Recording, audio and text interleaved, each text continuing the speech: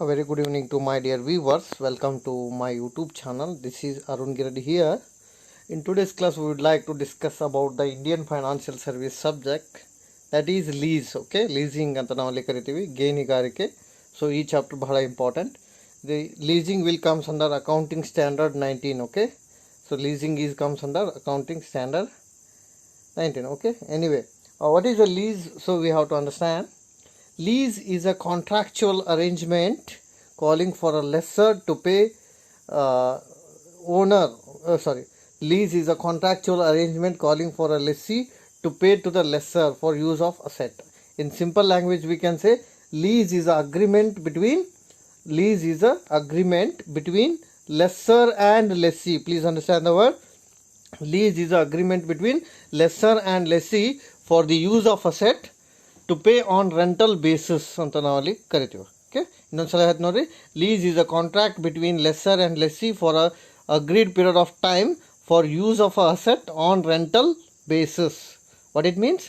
Lease is a contract between lesser and lessee for the usage of a asset on a limited period of time on rental basis ಅಂತ ನಾವು ಅಲ್ಲಿ ಕರಿತೀವಿ. ಏನು ಇದ್ರ ಅರ್ಥ? ಗೇಣಿಗಾರಿಕೆ ಅಂದ್ರೆ ನಿಗದಿತ ಅವಧಿಯವರೆಗೂ ಗೇಣಿದಾರ ಮತ್ತು ಬಾಡಿಗೆದಾರನ ನಡುವೆ ನಡೆಯತಕ್ಕಂಥ ಒಂದು ಒಪ್ಪಂದ ಅಂತ ನಾವಲ್ಲಿ ಕರಿತೀವಿ. ಸೊ ಗೇಣಿದಾರ ಅಂದ್ರೆ ಮಾಲೀಕ. ಸೊ ಮಾಲೀಕ ಹಾಗೂ ಬಾಡಿಗೆದಾರನ ನಡುವೆ ನಡೆಯತಕ್ಕಂಥ ಒಂದು ನಿಗದಿತ ಒಪ್ಪಂದಕ್ಕೆ ನಾವೇನಂತ ಕರಿತೀವಿ? ಗೇಣಿಗಾರಿಕೆ ಅಂತ ಕರಿತೀವಿ. ಸೊ ಈ ಗೇಣಿಗಾರಿಕೆಯಲ್ಲಿ ಏನಾಗುತ್ತಂದ್ರೆ ನಿಗದಿತ ಅವಧಿಯವರೆಗೆ ಮಾಲೀಕನು ಬಾಡಿಗೆದಾರನಿಗೆ ಆಸ್ತಿಯನ್ನು ವರ್ಗಾವಣೆ ಮಾಡಿರ್ತಾನೆ, ಅಸೆಟನ್ನು ಕೊಟ್ಟಿರ್ತಾನೆ. ಸೊ ಅದ್ರ ಬದಲಾಗಿ ಅವ ಬಾಡಿಗೆದಾರ ಏನು ಕೊಡ್ಬೇಕ್ರಿ? ಅವಂಗ ಪ್ರತಿ ತಿಂಗಳು ರೆಂಟನ್ನು ಕೊಡಬೇಕು. So rent is paid by the user of the asset. So ಆ ಅಸೆಟನ್ನು ಯಾರು ಯೂಸ್ ಮಾಡ್ತಿರ್ತಾರ ಆ ವ್ಯಕ್ತಿ ಅವಂಗೆ ರೆಂಟನ್ನು ಕೊಡಬೇಕು. ಸೊ ಅದಕ್ಕೆ ನಾವು ಏನಂತ ಕರಿತೀವಿ? ಲೀಸ್ ಅಂತ ನಾವಲ್ಲಿ ಕರಿತೀವಿ, ಅಥವಾ ಲೀಸಿಂಗ್, ಗೇಣಿಗಾರಿಕೆ ಅಂತ ನಾವು ಕರಿಬೋದು. ಸೊ ಲೀಸಿಂಗ್ ಅಂದರೆ ಏನು ಅಂದರೆ it is a process by which firm can obtain the use of a certain fix asset for which it must pay the series of a contractual periodic or tax deductible. ಅಂದರೆ simple language ಹೇಳ್ಬೇಕಂದ್ರೆ for a usage of a asset the rent is to be paid ಅಂತ ನಾವಲ್ಲಿ ನೆನಪಿಟ್ಟು ಅಂದ್ರೆ ಸಾಕು.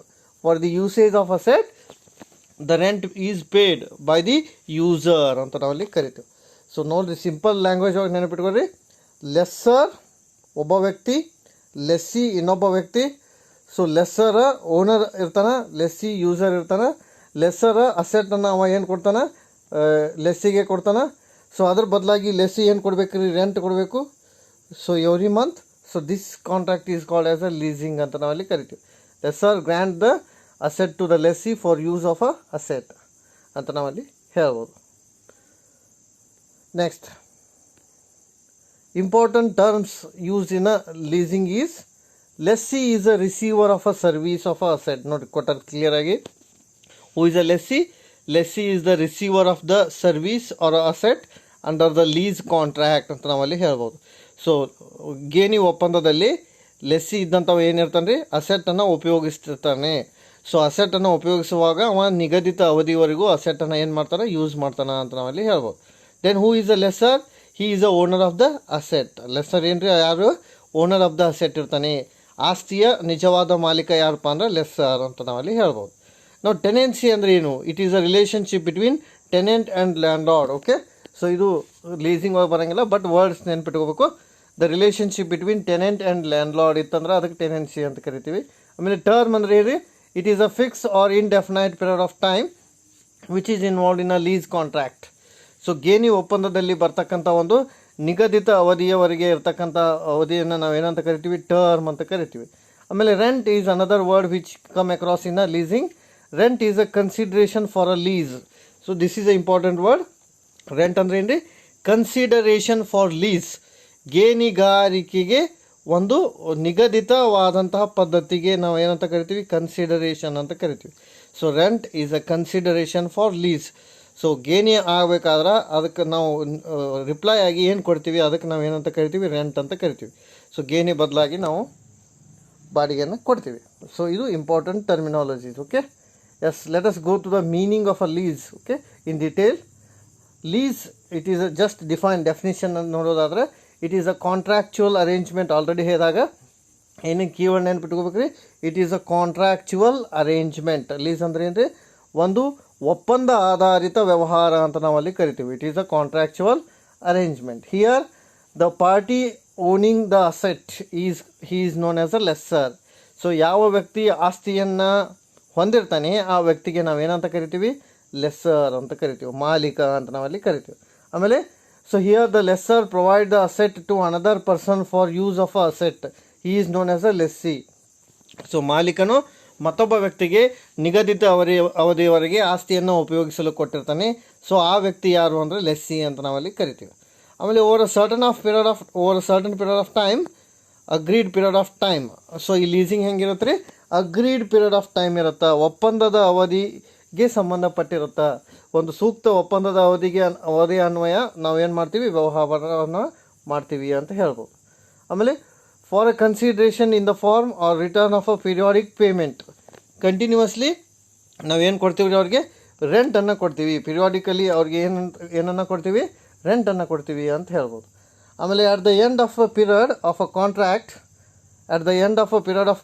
lease period, the asset is given back to the lessor. Please understand the word. Asset is not sold to the lessee here.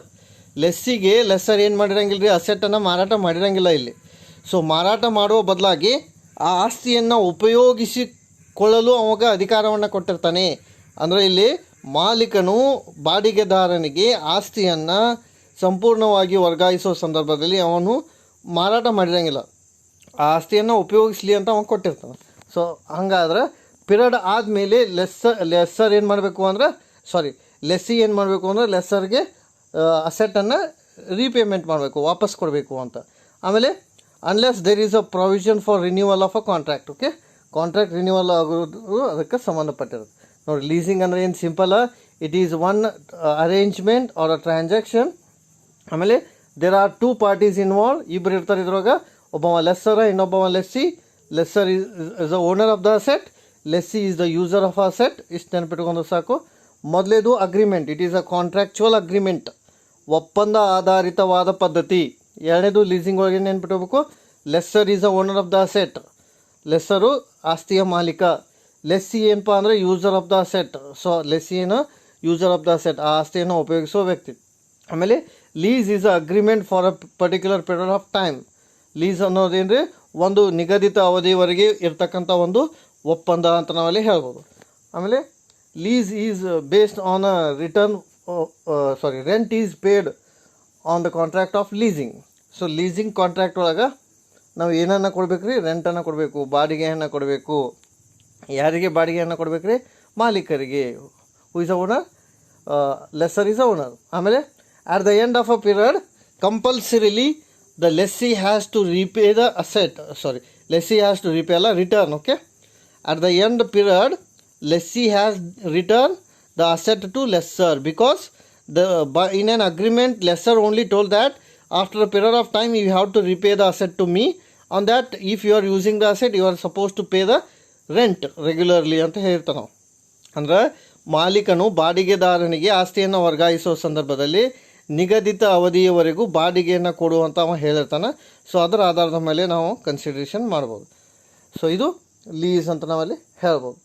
So important terminology ಏನೇನು ನೋಡಿದ್ದೀವಿ, lessee ನೋಡಿದ್ದೀವಿ, lessee ಅಂದರೆ user of the asset ನೋಡಿದ್ದೀವಿ, lesser owner of the asset ನೋಡಿದ್ದೀವಿ, term ಅಂದರೆ ಅವಧಿ ಇರುತ್ತೆ. So ಅವಧಿ ಆಧಾರದ ಮೇಲೆ ನಾವು ರೆಂಟ್ ಕೊಡ್ತೀವಿ. So this is the meaning of leasing ಅಂತ ನಾವಲ್ಲಿ ಹೇಳ್ಬೋದು. ಲೀಸ್ ಆರ್ ಲೀಸಿಂಗ್, ಲೀಸ್ ಅಂದರೆ ಗೇಣಿ, ಲೀಸಿಂಗ್ ಅಂದರೆ ಒಂದು ಗೇಣಿಗಾರಿಕೆ ಅನ್ನಂಗೆ. ಓಕೆ, ಸೊ ಇಲ್ಲಿ ಓನರ್ ಆಫ್ ದ ಅಸೆಟು ಇರ್ತಾನೆ, ಯೂಸರ್ ಆಫ್ ದ ಅಸೆಟು ಇರ್ತಾನೆ, ಪಿರಿಯಾಡಿಕಲ್ ಪೇಮೆಂಟ್ ಆಗ್ತಿರತ್ತ ಅಂತ ಹೇಳ್ಬೋದು. So this is all about meaning and definition of leasing ಅಂತ ಹೇಳ್ಬೋದು.